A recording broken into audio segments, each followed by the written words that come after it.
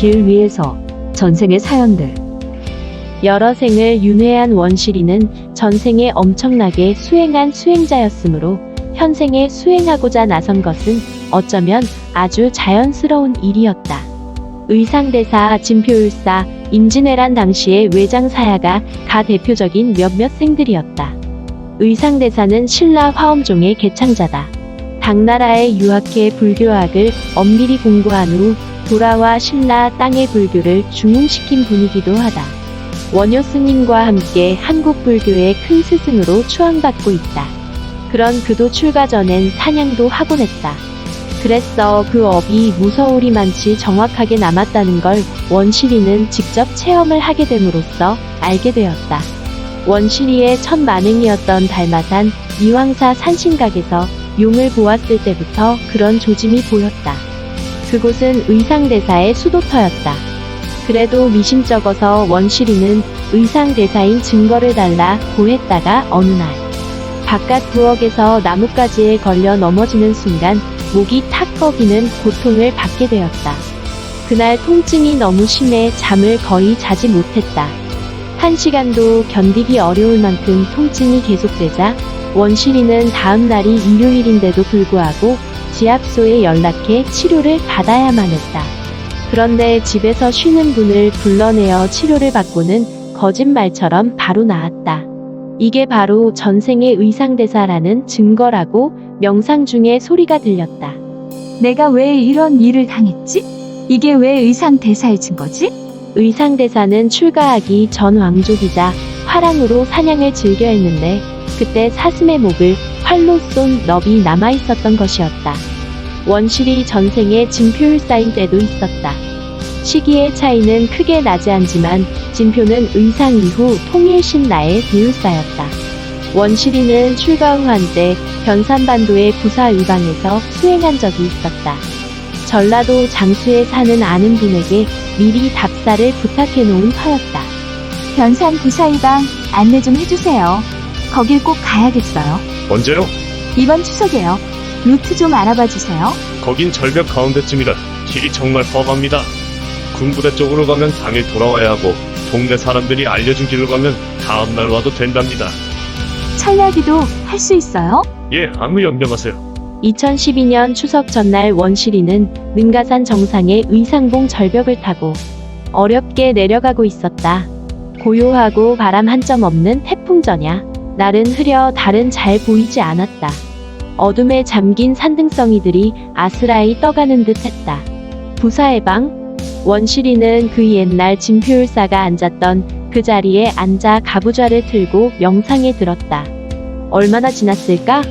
시르게 고요한 바다에서 무언가 희미하게 떠오르더니 점점 밝아졌다. 글자였다. 맹고목. 바다를 떠돌던 눈먼 거북이가 천년 만에 몸을 기댈 수 있는 나무 구멍 하나를 만난다는 뜻이었다. 1300년 전 전생에 수행했던 그 자리를 다시 찾아왔다는 뜻인가? 저녁 8시쯤 되니 날이 갑자기 추워지면서 바람이 세차게 불어오기 시작했다. 동풍, 서풍, 한이바람, 맞바람, 바람이란 바람은 죄다 다투어 몰려오는 듯했다. 함께 간 분이 동자 하나가 보인다고 했다. 팔의 옷 색깔은 청색이고 몸의 옷 색깔은 백색인 동자 하나가 서 있다고 했다. 11살쯤 되어 보인다고 하면서 팔이 긴지 짧은지 알아보려고 벌린 자세라고 알려줬다. 스님, 동자가 왜 11살쯤으로 보이죠? 원래 동자는 7살 정도이지 않나요? 세월이 많이 흐른 걸 보여주려는 뜻인 것 같아요. 아마 떨어지면 받아주려는 자세였으리라.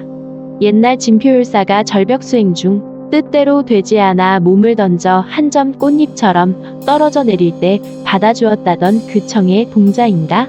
참으로 알 수 없는 일이었다.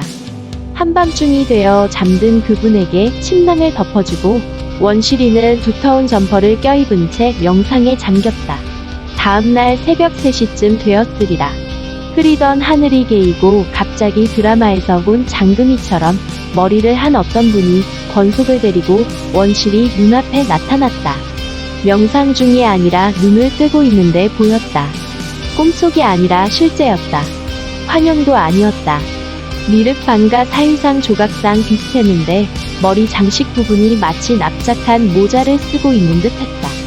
그분은 원실이더러 자기처럼 일을 하라고 하면서 한없이 부드러운 미소를 흘렸다.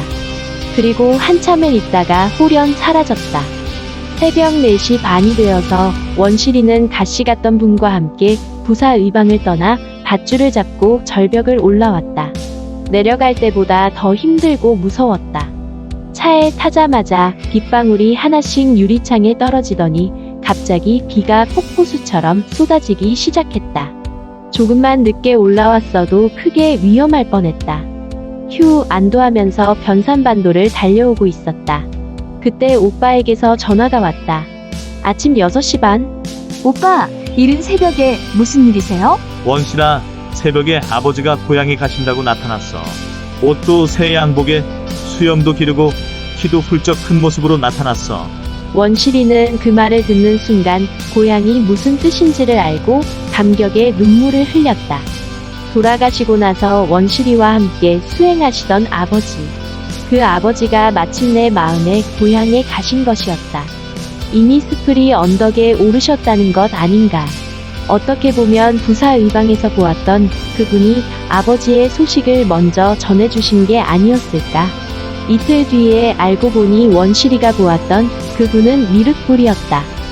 서울 조계사에 들렀다가 우연히 김태신 화백 전시회에서 미륵불 그림을 보는 순간 원실이는 그만 온몸이 얼어붙고 말았다. 자신이 부사의방에서 보았던 그분이 바로 그 그림 속에 있는 미륵불이셨던 것이다. 옛날 진표율사가 부사의방에서 정진하던 중 미륵불을 침견했다는 그 일화가 1300년을 지나 원실이에게도 똑같이 체험되었던 것이다. 원실이의 또 다른 전생 중에 임진왜란 당시의 일본 장수 사야가, 조선시대 선조가 김시성과 함께 충선도 있다.